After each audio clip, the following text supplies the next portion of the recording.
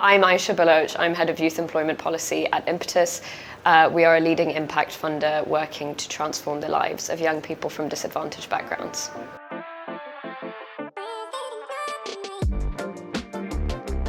At Impetus, we did some original research called the Youth Jobs Gap, which found that young people from disadvantaged backgrounds are twice as likely to be NEET. This has been kind of corroborated by recent research from NATSEN, which shows that socioeconomic disadvantage is one of the most strong predictors of NEET likelihood. The other thing that's a really strong predictor is qualification level. So if you have below level 2 qualifications, you're far more likely to be NEET than your peers who will have a level 3 qualification, for example.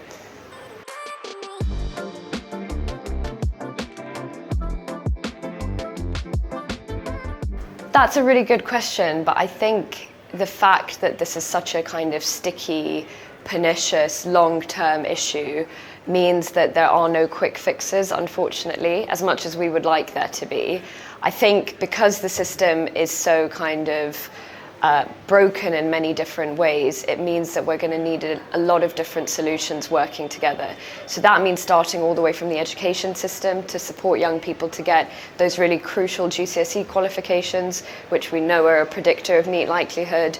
But then also, once they're getting older and falling out of the system, it's really important to have targeted interventions which are specifically tailored towards each young person's experience, and also wraparound support.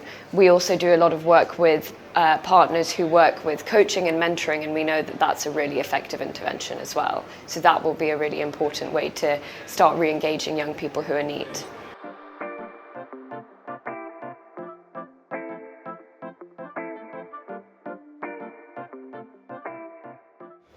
It's a really good question. I think, once again, it's about how the system kind of starts working together a little bit more.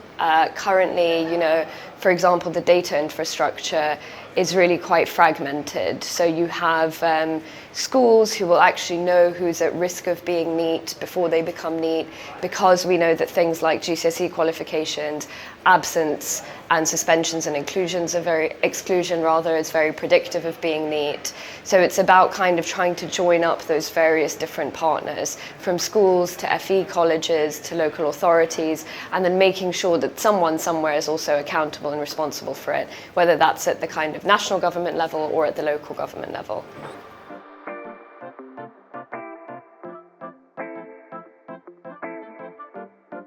I think what we would say is that currently there's somewhere between 300,000 and almost 500,000 young people who are actually hidden from the system. So they are what we call hidden NEETs.